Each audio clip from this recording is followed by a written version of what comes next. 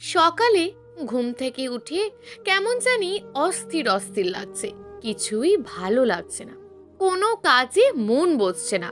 তাই আজ আর ইচ্ছে করেই অফিসে যাইনি। সারাদিন বাসায় থেকে বিরক্ত লাগছে, তাই বিকেলবেলা বাড়ির ছাদে গিয়ে দাঁড়িয়ে আছি। আকাশের দিকে তাকিয়ে মনে হলো আকাশেরও মনে হয় আমার মতোই অবস্থা। আকাশও কেমন জানি কালো হয়ে আসছে, মনে হয় যে কোনো সময় কেঁদে দেবে।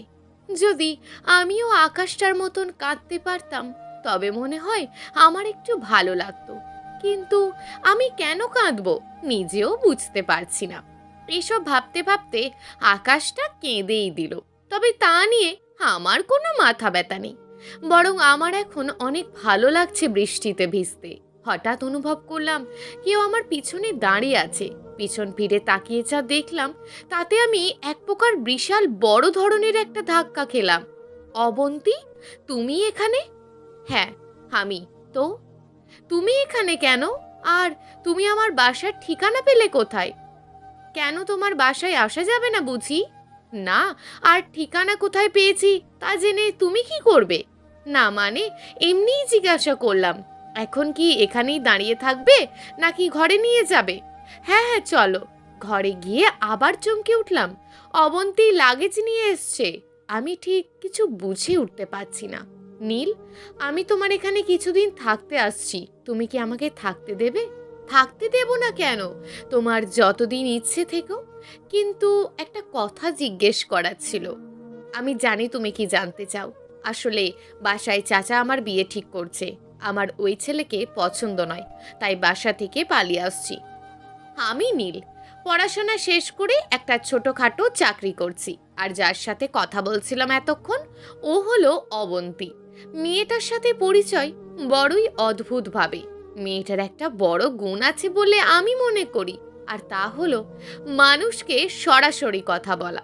যেমনটা ওপরে পড়ে আসলেন, কোনো কথা পেঁচিয়ে বলে না, সব কথাই সরাসরি বলে। তবে এটাকে অনেকেই খারাপ গুণ বলে মনে করে, কিন্তু আমার কাছে মনে হয় এটা একটা বড় গুণ। বাবার খুব ইচ্ছা আমাকে ডিপ্লোমাতে পড়াবে, তাই বাবার ইচ্ছা পূরণ করতে বাসা থেকে অনেক দূরে একটা কলেজে ভর্তি হয়ে একটা মেসে উঠলাম। নতুন জায়গা, নতুন মানুষ, কিছুই ভালো লাগে না। তাই সারাদিন ঘরের ভিতরই সময় কাটাই। আর প্রতিদিন মেসের পাশে একটা চায়ের দোকান আছে, সেখানে গিয়ে চা খাওয়াই আমার প্রধান কাজ। একদিন চা নিয়ে দোকানের সামনে বসে পেপার পড়ছিলাম। হঠাৎ একটা মিষ্টি গলার কণ্ঠ আমার কানে ভেসে আসলো। চাচা, একটা চা দেন, আর একটা চামচ দেন তো। আমি মুখের সামনে থেকে পেপারটা সরিয়ে মেয়েটাকে দেখার চেষ্টা করলাম, কিন্তু মেয়েটার মুখটা দেখতে পাচ্ছিলাম না। তাই আর বৃথা চেষ্টা না করে পেপার পড়তে শুরু করলাম। হঠাৎ বুঝতে পারলাম কেউ আমার পাশে বসেছে। এই যে, পেপারটা শুধু আপনার একার জন্য নয়, এদিকেও শেয়ার করুন। আমি কিছু না বলে সম্পূর্ণ পেপারটাই দিয়ে দিলাম। মেয়েটা একটা কাগজ নিয়ে আবার আমাকে ফিরিয়ে দিল। আমি মেয়েটার মুখ এত দেখার চেষ্টা করছি, কিন্তু কোনোভাবেই দেখতে পাচ্ছি না। মেয়েটার মুখ দেখতে চেষ্টা করছি, কারণ যার কণ্ঠস্বর এত সুন্দর তাকে দেখতে কতটা সুন্দর হতে পারে। একটু পর লক্ষ্য করলাম মেয়েটা চায়ের কাপ থেকে চামচ দিয়ে চা খাচ্ছে। মেয়েটার এভাবে চা খাওয়া দেখে আমার অনেক হাসি আসছিল। অনেক কষ্টে হাসিটা আটকে রেখে আমি বসে আছি। আমি আর চোখে মেয়েটার চা খাওয়া দেখছি। ওইভাবে মানুষের দিকে তাকানো ঠিক না। আপনি কি কোনোদিন চা খাওয়া দেখেননি? অবন্তীর এমন কথায় কিছুটা লজ্জা পেয়ে মাথা নিচু করে বসে রইলাম। আর ভাবছি মেয়ে মানুষের সৃষ্টিকর্তা কতটা চোখ দিয়েছেন। আমি দেখলাম অবন্তী চায়ের কাপের দিকে তাকিয়ে চা খাচ্ছিল, কিন্তু ও কিভাবে দেখলো যে আমি ওর দিকে তাকিয়ে আছি? আমি কিছু বলার আগে অবন্তী দোকানে চায়ের টাকা দিয়ে চলে গেল। আমি একটু পর মেসে ফিরে চলে গেলাম। মেসে গিয়ে দেখলাম শুয়ে আছি। শুধু মেয়েটার কণ্ঠটাই মনে পড়ছে। এত সুন্দর একটা কণ্ঠস্বর আমি আগে শুনেছি বলে আমার মনে হয় না। এসব ভাবতে ভাবতে ঘুমের ঘোরে হারিয়ে গেলাম। পরের দিন বিকেলে আবার চায়ের দোকানে গিয়ে চা নিয়ে বসে আছি। একটু পর মেয়েটা আসলো, এসেই দোকান থেকে চা নিল। আজকেও আবার চায়ের সাথে একটা চামচ নিল। এবার আমার একটু সন্দেহ লাগলো, মেয়েটার মনে হয় কোনো সমস্যা আছে। এসব ভাবতে ভাবতে মেয়েটা আমার পাশে এসে বসলো। আবার আগের দিনের মতো মেয়েটা চামচ দিয়েই চা খাচ্ছিল। আমার অনেক হাসি পাওয়া সত্ত্বেও অনেক কষ্টে হাসিটা বন্ধ করে মেয়েটাকে কিছু বলবো তার আগেই, এই যে মিস্টার, আপনি কি এখানে নতুন? জি। আপনার সমস্যা কি? আমার আবার সমস্যা হবে কেন? আপনার যদি সমস্যা না থাকে তাহলে এভাবে মানুষের দিকে আর চোখে তাকিয়ে থাকেন কেন? আমি আর কিছু বলতে পারলাম না। মাথা নিচু করে বসে আছি। জীবনে প্রথম কোনো মেয়ের সামনে এভাবে অপমানিত হলাম। পরের দিন ক্লাস শেষ করে একটা বন্ধু মিলে একটা রেস্টুরেন্টে গিয়ে বসে আছি। হঠাৎ লক্ষ্য করলাম অবন্তী রেস্টুরেন্টে বসে আছে। ওর সাথে কথা বলতে যাব এমন সময় একটা ছেলে এসে অবন্তীর চেয়ারের পাশে বসলো। দুজন অনেক সময় কথা বলার পর অবন্তী হঠাৎ ছেলেটাকে থাপ্পড় মারল। থাপ্পড়ের শব্দে সম্পূর্ণ রেস্টুরেন্ট নিশ্চুপ হয়ে গেল। আমি নিজেও হাঁ করে শুধু তাকিয়েই আছি। একটু পর ছেলেটা উঠে চলে গেল। তখনই আমার হাতটাও কেন জানি গালে চলে গেল। গালে হাত দিয়ে ভাবছি, আজ থেকে ওই মেয়েকে চা খেতে দেখে বসলে চুপ করে পায়ের দিকে তাকিয়ে থাকতে হবে, তা না হলে আজ আমার গালেও এমন একটা থাপ্পড় পড়তে পারে। এসব ভাবতে ভাবতে অবন্তীর দিকে তাকিয়ে দেখি মেয়েটা আবার দোকানে চা খাওয়ার মতো করে এখানেও চামচ দিয়ে চা খাচ্ছে। মনে মনে ভাবছি আজ মেয়েটাকে জিজ্ঞেস করব, কিন্তু ভয়টাও লাগছে যদি আবার আমাকেও মারে। বিকেলে চায়ের দোকানে চা নিয়ে বসে আছি। রাস্তার দিকে তাকিয়ে আছি, মেয়েটা এখনো আসছে না। যদি আজ মার খেতে হয় খাবো, তবুও ওকে জিজ্ঞেস করব চামচ দিয়ে চা খাওয়ার কারণটা কি। একটু পর মেয়েটা আসলো, আগের মতোই চার সাথে চামচ নিয়ে বসলো। এই যে মিস্টার, আপনি কি প্রতিদিন এখানে আসেন? জি, আমি প্রতিদিন এখানে আসি। আচ্ছা, আপনাকে একটা কথা জিজ্ঞেস করি। জি বলেন, কি বলবেন? আপনি চামচ দিয়ে চা খান কেন? অবন্তী আমার কথা শুনেই এমন একটা হাসি দিল, মনে হয় এই হাসিটার জন্য আমি মরতেও পারি। আসলে আমি ছোট থেকেই চা খেতে গেলে আমার ঠোঁটটা পুড়ে যায়, আর আমি একটু চা পাগল। চা না খেয়ে থাকতেই পারি না। ঠোঁট যেন না পুড়ে যায়, তাই চামচ দিয়ে চা খাই। চলুন ওদিকে হাঁটতে হাঁটতে কথা বলি। এমন কথায় আমি তো পুরোই বাতাসে উঠতে লাগলাম। জীবনের প্রথম একটা মেয়ে আমাকে তার সাথে হাঁটার জন্য অফার করলো, আমি কি আর না করতে পারি? দুজনে একসাথে হাঁটা শুরু করলাম। আচ্ছা, আপনাকে একটা কথা বলি। বলুন। আজ সকালে দেখলাম আপনি একটা ছেলেকে থাপ্পড় মারলেন, কারণটা কি জানতে পারি? আসলে ওই ছেলেটার সাথে আমার রিলেশন 2 বছরের, কিন্তু আজও আমাকে রেস্টুরেন্টে নিয়ে এসে শারীরিক সম্পর্ক করার জন্য জোর করছিল। আমি রাজি না হওয়াতে আমাকে নানান ধরনের খারাপ ভাষায় বকা দিচ্ছিল। তখন খুব রাগ উঠেছিল, তাই একটা থাপ্পড় মেরেছি। অবন্তী রিলেশনের কথাটা শুনে মনটা খারাপ হয়ে গেল, কিন্তু কেন হলো তা জানি না। কথাটা শুনে মনটা এতটাই খারাপ হয়ে গেল যে অবন্তীকে আর কিছু না বলে সোজা মেসে চলে এলাম। গিয়ে ভাবতে লাগলাম কাজটা আমার একদম ঠিক হয়নি, কারণ ওর সাথে হাঁটতে হাঁটতে হঠাৎ ওকে একা রেখে চলে আসলাম। তার উপর ও একটা মেয়ে। ভাবছি কালকে গিয়ে ওকে সরি বলবো। পরদিন বিকেলে একটু আগেই দোকানে গিয়ে বসে আছি, কিন্তু অবন্তীর আসার কোনো খবর নেই। অনেকক্ষণ পর অবন্তী আসলো, এসেই চা নিয়ে আমার পাশে বসলো। কি ব্যাপার, কালকে কিছু না বলে চলে গেলেন কেন? না মানে, আসলে আমার একটা কাজ মনে পড়ে গিয়েছিল, তাই আপনাকে আর বলা হয়ে ওঠেনি। ও, এরপর থেকে আমাদের ভালোই বন্ধুত্ব হয়। সব সময় অবন্তী আমার খবর নিত, আমার অনেক কেয়ার করত। ওর সাথে কথা বলতে বলতে কখন যে ওকে ভালোবেসে ফেলেছি তা নিজেও জানি না, কিন্তু ওকে কিছু বলার সাহসটা আমি পাচ্ছি না। তাই ঠিক করেছি ওকে আমি আমার ভালোবাসার কথাটা জানাবো না, কারণ অবন্তী একবার ধোঁকা খেয়েছে, আর এত তাড়াতাড়ি অন্য একজনকে বিশ্বাস করাটা খুবই কঠিন। তাই ওর থেকে দূরে থাকাটাই অনেক ভালো। আস্তে আস্তে অবন্তীর সাথে কথা বলাটা কমিয়ে দিলাম। এখন চেষ্টা করছিলাম ওর সাথে সম্পর্কটার দূরত্ব বাড়ানোর জন্য। আমি অবন্তীর সাথে যোগাযোগের দূরত্ব যতটা বাড়াতে চাইছিলাম, কিন্তু আমার মনে হচ্ছিল যে আমি অবন্তীর আরও কাছে চলে যাচ্ছি। তাই নিজের ইচ্ছায় অবন্তীর সাথে কথা বলা বন্ধ করে দিলাম। কিন্তু হঠাৎ লক্ষ্য করলাম অবন্তী কেমন জানি একটু বেশি আমার খেয়াল রাখছে। আমি কি খেলাম না খেলাম, যদি না খেতাম তাহলে বকা দিত। আমি বুঝতে পারছিলাম যে আমি অবন্তীর ওপর ডিপেন্ডেবল হয়ে যাচ্ছি। অবন্তীর আর আমার দূরত্ব বাড়ানোর জন্য বাসায় চলে আসলাম। অবন্তীর সাথে সব ধরনের যোগাযোগ বন্ধ করে দিলাম।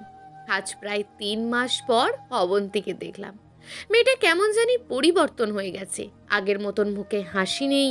আগে মেয়েটা হাসলে মনে হতো যেন এই হাসিটার জন্য পাগল হয়ে যাব। অবন্তী চেঞ্জ করে ভেজা চুলে আমার সামনে আসলো। আমি ওকে দেখি আবার মনে হয় ওর প্রেমে পড়ে গেলাম। আমি শুনছিলাম যে মেয়ে মানুষকে নাকি ভেজা চুলে খুব সুন্দর লাগে, কিন্তু ভেজা চুলে অবন্তীকে যে এতটা সুন্দর লাগবে তা আমি কখনো ভাবিনি। ওই, কিভাবে দেখছো? না, কিছু না। তোমাকে একটা কথা বলি? বলো। আমাকে কি এখানে 2 মাস থাকতে দিতে পারবে? 2 মাস কেন, আমি তো চাই তুমি সারা জীবন আমার পাশে থাকো। নিচু স্বরে কথাগুলো বললাম যাতে কিছু শুনতে না পাই। কিছু বললে? কই না তো। আমি বলছিলাম তোমার যতদিন ইচ্ছা থেকো, আমার কোনো সমস্যা নেই। কিন্তু তোমার বাবা মা যদি কিছু মনে করে? আরে তুমি ওগুলো নিয়ে ভেবো না, আমি বাবা মাকে বুঝিয়ে বলবো। বাবা মা তো বাসায় নেই, কাল আসলে বলবো। আর তুমি এসব নিয়ে ভেবো না, তোমার যতদিন ইচ্ছা হয় তুমি থেকো। অবন্তীকেও রুম দেখিয়ে দিয়ে আমি আমার রুমে এসে শুয়ে আছি। ভাবছি কালকে বাবা মাকে কি বলবো, আর যদি থাকতে না দেয় তাহলে কি করব। রাত 1টা। রুমের বাইরে এসে দেখি অবন্তীর রুমের লাইট জ্বালানো। আমি আর গেলাম না ও রুমের সামনে, হয়তো কোনো কাজ করছে। পরদিন বাবা মা আসার পর বাবা মাকে বুঝিয়ে বললাম। বাবা মা দুজনেই মেনে নিল। তখন লক্ষ্য করলাম আমার ছোট বোন তানহা আমার দিকে তাকিয়ে হাসছে। ওই, তুই হাসছিস কেন? এমনি, আমার হাসতে ইচ্ছে করছে তাই হাসছি। ব্যাপারটা ঠিক বুঝলাম না যে আমাকে দেখলে কখনো আমার সামনে মাথা উঁচু করে কথা বলে না, সে আজ আমার সামনে এমন করে কথাটা বলাচ্ছে ঠিক মাথায় ঢুকছে না। একটু পর ছাদে গিয়ে দাঁড়িয়ে আছি, অনুভব করলাম কেউ আমার পিছনে দাঁড়িয়ে আছে। পিছন ঘুরে দেখি তানহা। আপু, কিছু বলবি? ভাইয়া, একটা কথা বলার জন্য আসছিলাম। বল, কি বলবি? ভাইয়া, ভাবি কিন্তু দেখতে অনেক সুন্দর, তুমি বাবা মাকে মিথ্যা কেন বললে? ওই, তোকে কে বলেছে যে ও তোর ভাবি হয়? আমি বুঝি, যদি বিয়েই না করে থাকো তাহলে তুমি আমাদের বাসায় থাকতে দিলে কেন? দেশে কি বাড়ির অভাব পড়েছে নাকি? ওই, তুই যাবি এখান থেকে? খুব পাকা পাকা কথা শিখেছিস। যাচ্ছি, তবে যেটা বললাম সেটা মনে রেখো। তানহা চলে গেল আর আমার মাথাটা খারাপ করে দিয়ে গেল। এই মেয়েটা এত বেশি বুঝে, কিছু বলতেও পারি না, ছোট বোন বলে কথা। পরের দিন সকালে ঘুম থেকে উঠে ব্যালকনিতে দাঁড়িয়ে আছি। অবন্তী এসে বলল ওর নাকি জব হয়ে গেছে। আমি তখন কি বলবো বুঝতে পারছি না। মুখে ওকে উইস করলেও মনের ভিতর কেমন জানি ওকে আবার হারিয়ে ফেলার ভয়টা অনুভব করছি। আমার তো জবটা হয়ে গেল, কিন্তু আমাকে কি আরো কিছুদিন থাকতে দেবে? তোমাকে বলেছি না, তোমার যতদিন ইচ্ছে তুমি এখানে থাকতে পারো। আর আমি যদি বলি আমি সারা জীবন থাকতে চাই, তাহলেও কি থাকতে দেবে? বলেছি তো, তুমি হঠাৎ করে অবন্তীর শেষ কথাটা মাথায় ঢুকলো, তাই আর কথাটা শেষ করতে পারলাম না। এদিকে অবন্তী আমার দিকে তাকিয়ে হাসছে। অবন্তী হাসতে হাসতে চলে যাচ্ছিল, হঠাৎ করে আমি ওর হাতটা ধরলাম। অবন্তী একবার হাতের দিকে তাকাচ্ছিল আর একবার আমার মুখের দিকে তাকাচ্ছিল। অবন্তী, আমি তোমাকে কিছু বলতে চাই। হ্যাঁ বলো। আসলে তানহা আমাকে একটা কথা বলছিল। বলো, কি কথা? ও বলছিল যে ওর না তোমার মতন একটা ভাবি লাগবে। তো আমাকে কি করতে হবে? অবন্তীর এমন কথা শুনে মেজাজটা এতটাই খারাপ হয়ে গেল, ভাবছি ওপরওয়ালা কি মেয়ে মানুষের মাথায় একটু বুদ্ধিও দেয়নি? যত সব মাথা মোটার দল। কি হলো, কি ভাবছো? আর আমার হাতটা ছাড়ো। আমি তোমাকে অনেক দিন আগে থেকে একটা কথা বলতে চাইছিলাম। হ্যাঁ বলো, কি বলবে? না বললে বুঝবো কি করে? আসলে তোমাকে অনেক ভালো লাগে। তুমি তোতলাচ্ছ কেন? আর আমাকে তোমার ভালো লাগে কেন? কেন ভালো লাগে জানি না, তবে তোমাকে অন্য ছেলেদের সাথে কথা বলতে দেখলে আমার খুব রাগ হয়। ইচ্ছে করে সারাদিন তোমাকে দেখি। তোমাকে হাসতে দেখলে মনের ভিতর কেমন জানি একটা অনুভূতি ফিল করি। আমি তোমাকে বিয়ে করতে চাই। তুমি যে একটা বোকারাম, তা কি তুমি জানো? আমি বোকা? হ্যাঁ, বোকাই তো তুমি। আর আমার এই বোকাটাকেই চাই। সত্যি? অবন্তী লজ্জা পেয়ে আমার বুকে মুখ লুকালো। কয়েকদিন পর আমাদের বিয়েটা হয়ে গেল, সাথে তানহার মনের আশাটাও পূরণ হয়ে গেল। রাতে খুব ক্লান্ত লাগছে। আমি খাটে বসে আছি, আর অবন্তী ড্রেসিং টেবিলে বসে গহনা খুলছে। একটু পর পর আমার দিকে তাকিয়ে মুচকি হাসছে। অবন্তী, তোমাকে না আজ বউ বউ লাগছে। সিরিয়াসলি? তুমি যে এতটা বোকা, আগে জানলে তোমাকে আমি বিয়েই করতাম না। আমি এমন কি বললাম যে তুমি আমাকে বোকা বললে? আজ আমার বিয়ে হয়ে গেল, আমাকে বউ বউ লাগবে না তো কিসের মতন লাগবে? তুমি যদি আমাকে বিয়ে না করতে, ঠিকই অন্য মেয়ে আমাকে বিয়ে করতো। আমি দেখো তো কতটা কিউট, দেখেছো?